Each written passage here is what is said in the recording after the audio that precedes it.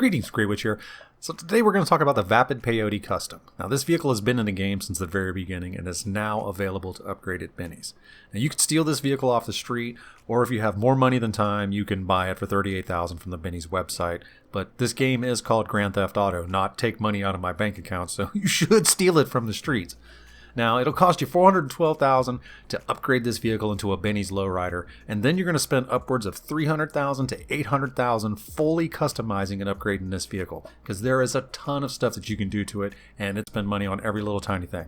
Now, this vehicle is based on the first generation of Ford Thunderbird. It has rear-wheel drive, a 4-speed transmission, and a V8 engine with 4 double-barrel downdraft carburetors. Now for the paint on this one, I went with metallic galaxy blue, and then I used surf blue as my pearlescent, and I think it looks pretty cool. It gives it kind of a glow. And for the wheels, I used Benny's Originals, spoked out rims, and chrome, and kept it pretty simple. I went with a basic livery, just the simple pinstriping, and I think it looks really good. And all in all, for a car that was built in the 50s, it has great lines, looks amazing. Everything about this car looks pretty cool for a classic car. Now the performance on this vehicle is it's pretty bad. It's the acceleration, the 0 to 60 is 12.7 seconds. Now for a vintage car, that's pretty good, but for cars that we have nowadays, it's pretty bad.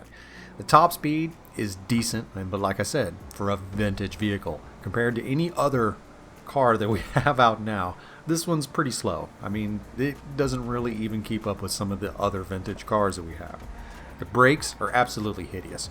And if you had to stop, you better plan it at least a block ahead of time, or it's just going to be a disaster. The torque is not too bad. It'll climb a hill, but it's not going to do it fast. So that's probably about the best aspect of the entire car. The handling is absolutely horrible. It has a short wheelbase and a long body. It's got small wheels. It handles really bad. It wants to slide around and then on top of everything, the steering has a slight oversteer, so it's a really bad performing car. And adding hydraulics to it did not improve it at all.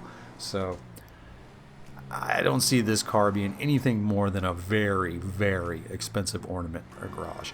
And you could keep the original version in there. I mean, you're not going to have the pinstriping and maybe some of the other stuff, but if you're going to have just an ornament in your garage, you might as well have one that actually does something. And this one's just, I love this car, but it looks good, but it performs badly.